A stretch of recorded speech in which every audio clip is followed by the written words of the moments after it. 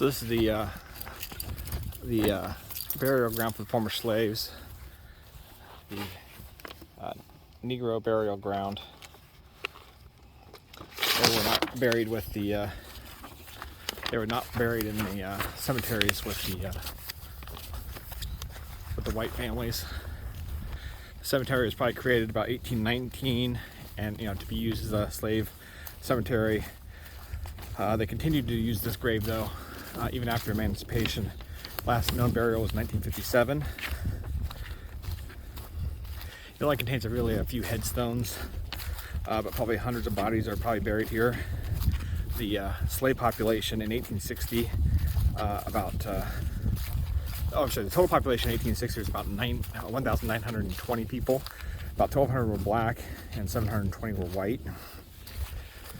So Ezekiel Author, the owner of that old home, he's buried out here as well, along with a lot of the other freeman individuals.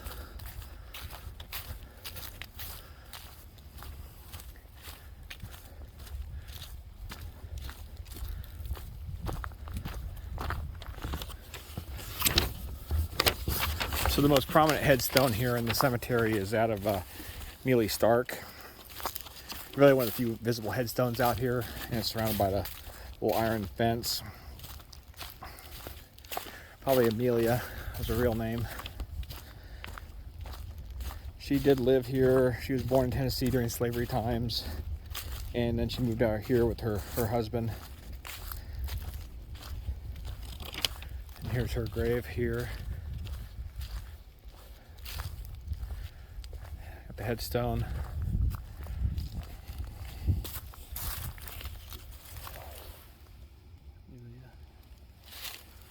The smaller stone here, on the other side, typically called a footstone. So the feet would be obviously down toward the footstone, and then the head would rest up toward near the tombstone. Like I said, there's hundreds of bodies in here. We might be able to see a few depressions of the grave collapse, casket collapse, whatever you want to call it. That's where the coffin collapses and the body decomposes, and then you get this little collapse, this little divot in the ground. Here's one. You can see that little depression. Hopefully on the camera, there's a little depression right here. There's a grave there where it collapsed. So that's usually pretty good evidence that there was a burial. Elijah, son of Alice Curtis, age 22, had a tombstone that was removed. We'll keep walking back here a little further and see what else we can see. I mean, there are probably graves all back in there. But they had a recent storm. I was told that a lot of trees collapsed and kind of hide a lot of the original, or hides a lot of the depressions in the ground that would indicate a grave. And there's another one right here. This is Florence, daughter of William and Alice Moore, born July 13, 1863. Unsure of her death, but you can see the little tombstone here. Bricks around it. So you got the headstone here.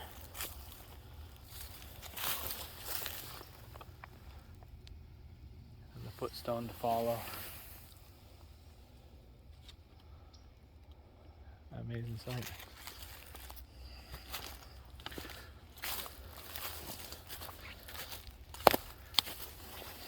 And most of these African Americans were poor individuals and didn't have the means for putting identification up permanent. At least they might have been wooden crosses, or another one here, not marked though.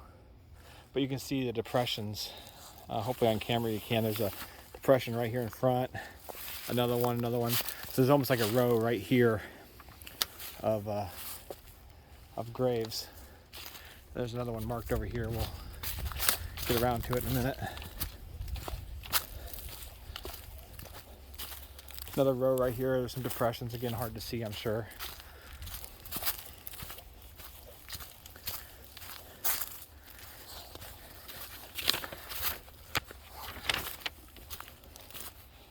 Coming up on another one here.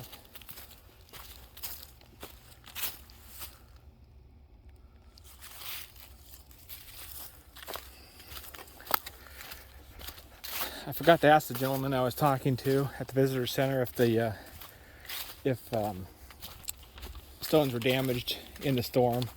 They're so low to the ground, I don't know. They may be.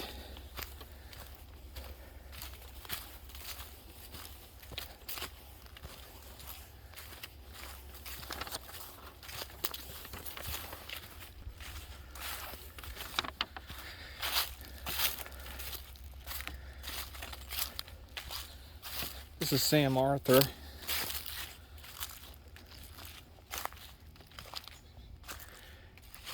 And this would have been the grave of Ezekiel Arthur. He was called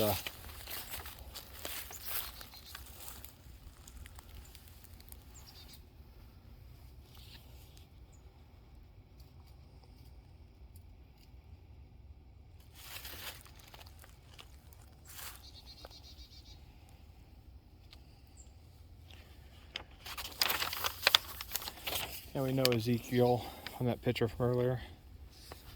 He bought the large house. Andrew Arthur was another resident of the area.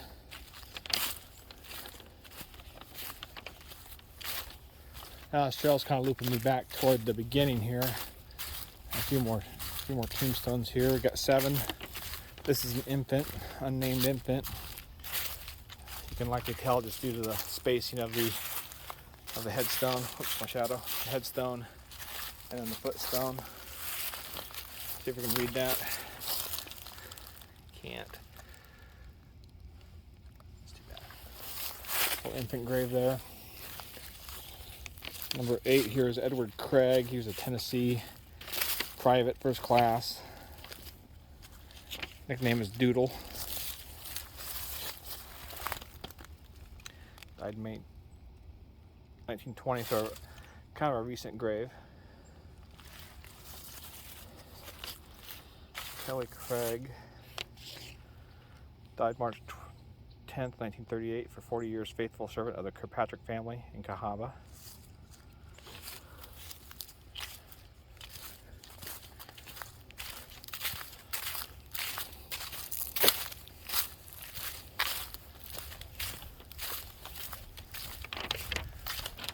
Couple more here, and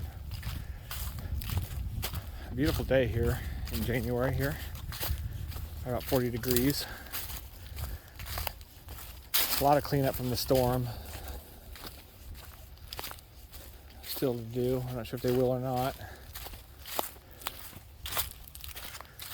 It's hard for states to find money for preservation.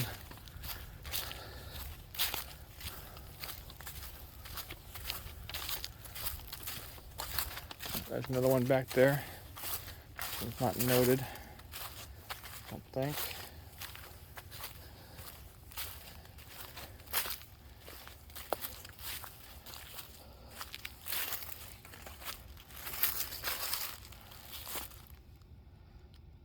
Something William II, Clark William II, wife, something. Can't quite read that one.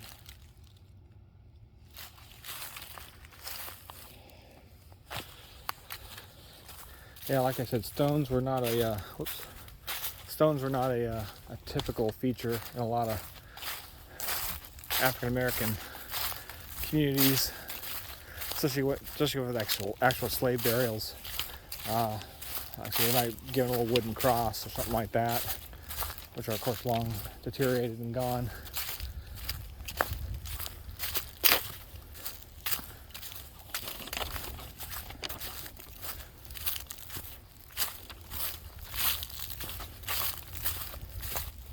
Another grave here, but I'm not seeing any stone. Virginia, daughter of Margaret Perrin. In 1999, a heartless criminal stole the last remnant of little Virginia's life. If you see her small stone in an antique shop or elsewhere, please notify the Cahawba staff and the police. In Alabama, the removal of a tombstone from a cemetery is a crime that carries a penalty of 12 months in jail and a $2,000 fine. So somebody stole a barely a one-year-old's grave, a one-year-old girl's grave, stole her tombstone.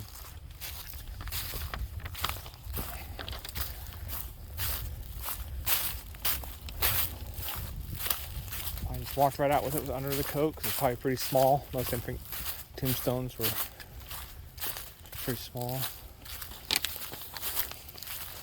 We have another grave here. Laura, wife of George Hatcher, died May 16th, 1863.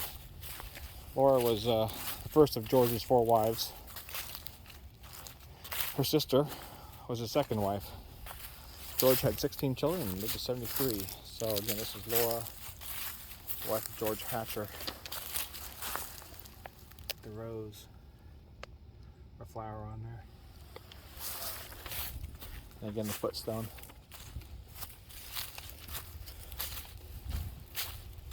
So that's it for the noted graves here in this old burial ground. But like I said, you could see, I tried to show a bunch of the rows from the depressions in the ground. If we see some more, we'll try to highlight them if I see them as we walk out, but there's a lot of leaf cover right now, and I cut the trees down. It's pretty hard to identify quite a few of them. And here we finally loop back to the beginning here. The missing tombstone that was being removed for repairs.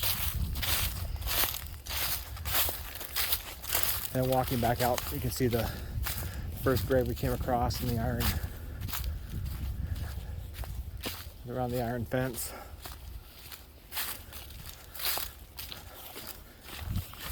So like I said, there was we'll summarize it here and as we walk out. Created in 1819, originally as a slave cemetery, and then they continued to bury out here until 1957 was the last known burial. So very few headstones, but a lot of remains at the Cahawba. They call it the Cahawba Negro burial ground.